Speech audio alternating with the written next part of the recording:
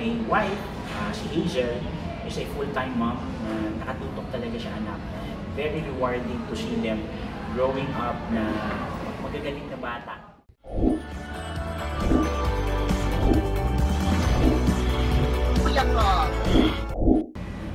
Okay, magandang hapon sa inyong lahat. Muli ito si Dr. Aldrin Sacristan, aka Kuya Prof, at welcome sa Kuya Prof TV.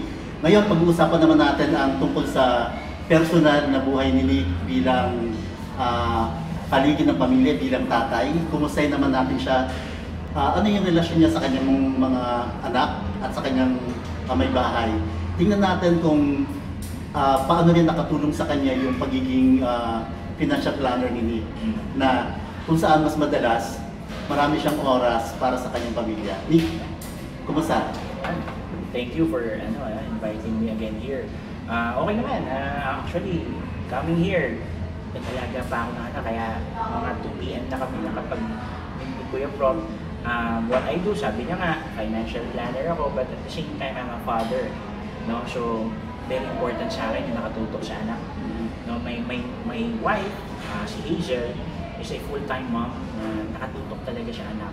Very rewarding to see them growing up na magagaling na bata sa school, magandang pangangatawan, no?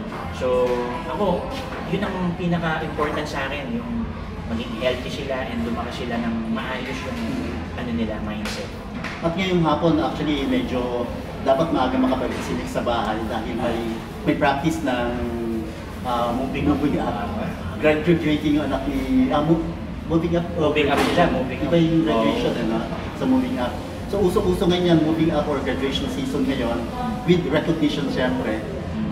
Season ngayon yan ang mga ganyang activities at kailan makabalik ni Nick ng mas maaga sa bahay para i-assist yung kanyang anak, yung wife niya, para umattend na kanilang practice. Okay? Hindi kumusta yung mga bata na laging kasama kanila araw-araw. Very important kasi when we got married ng aking wife, nakikita namin yung mga ibang classmates namin umaalis, pumupunta abroad, nag-OFW for a bright future. Hindi naman natin sila nothing wrong about it.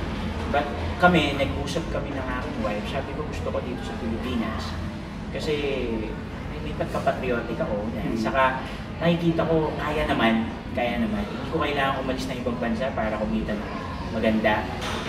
Nasa diskarte, sa sipag, saka sa support ng aking wife, nagagawa ko yung mga gusto kong gawin and explore things pa na pwedeng either business, sa personal finance, and yung aking being a financial planner naka-help greatly sa aking family kasi napaplan ko pagkapanganak pa lang ng first born ko, that was 2012, meron na siyang funding for his college, no?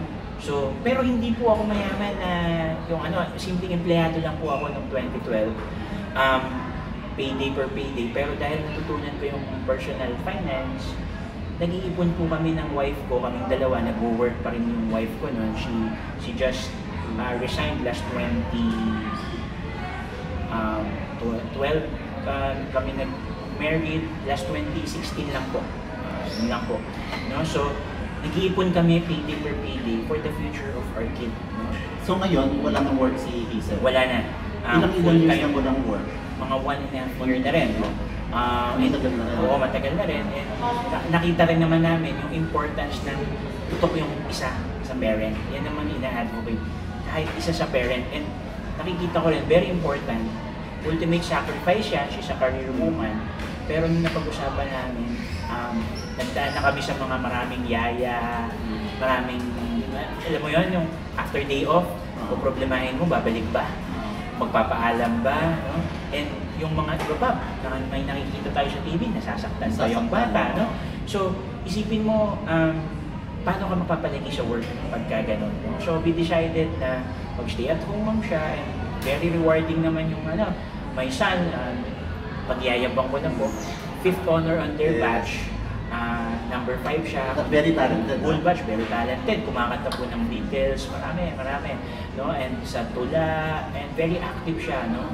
Na bata. And maganda yung upbringing sa kanya, simply because nakatutok yung ng parent. No? At ipapakita namin yung mga ibang videos ng anak ni Nick, Sure. saka yung family niya, para mas magkaroon po tayo ng idea on how he handles yung family affairs at alagaan ng maayos yung mga bata.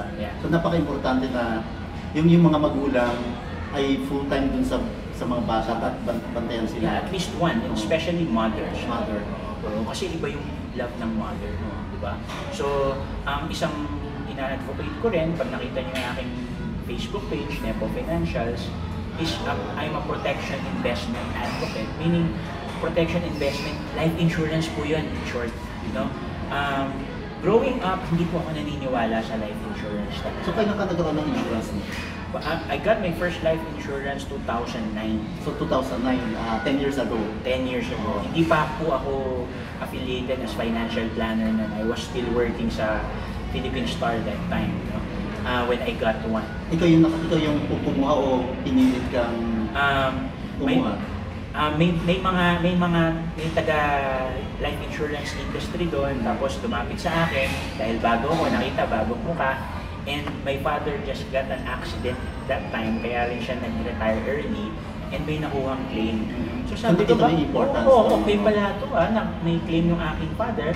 And sabi ko, why not kumuha ko? Kasi binata pa po ako noon, kumuha ko 2009, I got married 2012. Bakit po ako kumuha? Ang thinking ko po niyan, paano kung ako yung mauna kaysa sa father ko? Di ba po? Ang father ko po, half body, namatay na, na-paralyzed. So, paano pag ako, ang concept, ako yung mauna kaysa sa kanya, who will take care of him? So, yun lang po yung pumasok sa isip ko. So, through the years, after 3 years, nagdagdag po ako ng policy. Why? Kasi meron na po akong wife. No, kinasal po ako. Sabi ko, may additional mouth to feed. Meron akong additional obligasyon. Kumuha po ako ng additional life insurance for myself. So, sabi ng wife ko, sige, okay na yan. Okay? And then, nanganak siya, latter part of that year, March kami, November. After po nun, kumuha po ulit ako. Bakit? Kasi additional mouth to feed na naman po in case something happens sa akin. Same concept po dun sa tatay ko. Kung ako po muna sa tatay ko, kawawa siya. Mas lalo po ito.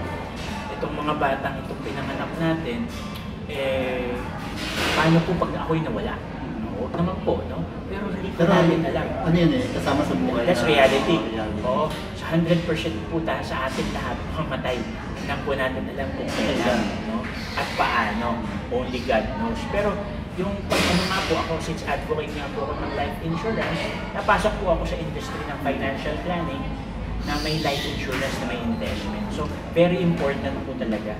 At yun yung ginagawa mo ngayon as an advocate of this, at gusto mo rin tulungan yung ibang Pilipino na ma-realize nila na importante na magkaroon ng financial or life insurance. Life insurance talaga, hindi po ako nahihiya. No? Isa po ako ng life insurance agent din. And I thank Kuya Prof for inviting me. Kasi same advocacy, yung mindset ng tao. Dati po ako rin, nag-change lang po ako ng mindset. Hindi rin po ako naniniwala. Pero nung naka-claim na po yung aking father through the accident, tas may mga death claim na rin po akong naiayos. Totoo pala yung life insurance. Totoo pala. No? At hindi siya scam. Saka very rewarding career since na I can take care of my kids. Kasi wala naman po akong boss dito. I can set the schedule in my own time, on my own terms. Yun lang po, papakita mo sa tao how important it is. We don't buy life insurance for ourselves. We buy life insurance for our loved ones, yung maiiwan po natin. And it is our responsibility for each and every Filipinos. Hindi po enough, kasi ang common mistake din ng mga tao is getting life insurance. Hindi na sila kumukuha ng life insurance kasi sabihin nila, meron na sa office Meron sa office, very minimal lang po yun. At pag wala na po kayo sa opisina nyo, wala na rin po. No? Tama yan. May mga kaibigan akong ganyan. Aside from insurance na nabibigyan ng opisina sa kanila, kumuha sila ng personal. Kasi paghahanda ito, hindi para sa sarili kundi dito sa mga mahal nila sa buhay. So ako rin, Nick, may life insurance din kami ng wife ko At napaka-importante talaga na meron tayo yan. Kasi gusto natin kung sakaling hindi natin masasabi, secure pa rin yung ating mga mahal sa buhay. Saka nakakapagtapos po ako dahil sa life insurance. No? Bakit po? I was first year college sa Letran, Colegio de San Juan de Letran sa Intramuros, when my mom was diagnosed with ovarian cancer. No? So, she was diagnosed with ovarian cancer, and she died a year after. So after that, second year college pa lang po ako. Yung sister ko nakagraduate na po sa Miriam College nung my mom died. Ako po hindi pa, 2 years pa po. Nakapag-aral po ako dahil sa proceeds ng life insurance. Kaya very personal po sa akin yan. Ayokong mangyari na yung mga what ifs ko po na, what if pala wala life insurance ang aking mother. Ano mangyari sa'yo? Malamang out of school yun or lumipat ako ng school. No? Kasi wala na kaming pambayad ng tuition. Pero parang naramdaman ko hanggang graduate, I was crying when I graduated sa Letran. Kasi nag-thank you ako sa mother ko. She's responsible enough na napag-aral niya ako kahit wala siya. Oo. As if she's there. Pati yung pagbaon. No? So, hindi po masyadong nag-struggle yung aking life noon. Struggle emotionally, but na-lessen yung burden dahil yung financially, you know na... Ayos no? Ayos eh. So, she didn't know na-diagnose siya na magkaka-cancer siya. Actually, hindi niya rin po alam yan nung nag-purchase siya ng life insurance. No? Pero alam niya na there will come a time na she will die. No? So, she purchased hindi alam. No? And the good thing right now, ang life insurance, hindi lang naman death lang eh. Merong for critical illness, merong pag na-hospitalize, no? HMO, very important din po na meron tayo, no? May mga products sa market na you pay 5 years, 20 years, 10 years magagamit mo yung HMO. May ganun na po ngayon. So consult lang din po tayo sa mga health advocate na ganyan. At isa na po si Nick doon na pwede natin konsultahin. Okay, doon sa mga manonood natin Nick na gusto kang kontakin, paano kanila ko kontakin? Yeah, you may contact me sa aking mobile number 0917-771-0121. Nandiyan po sa baba ng screen. Or visit my Facebook page po, Protection Advocate Nick Nepomuceno Jr. Okay? Maraming salamat Nick sa pagbabahagi ng family life mo. Okay? At abangan natin yung, papakita namin siguro sa video na to yung bagong bahay na lilipatan nila. Kung papayagan tayo. Oo, sige. Silip na konti. Silip na konti para magkaroon tayo ng idea. Not to brag but to inspire po. Tama. Okay? Muli, ito si Kuya Prof na nag-iwan sa inyo ng Change Your Life Now by Changing Your Mindset. Kilos-kilos, ayos!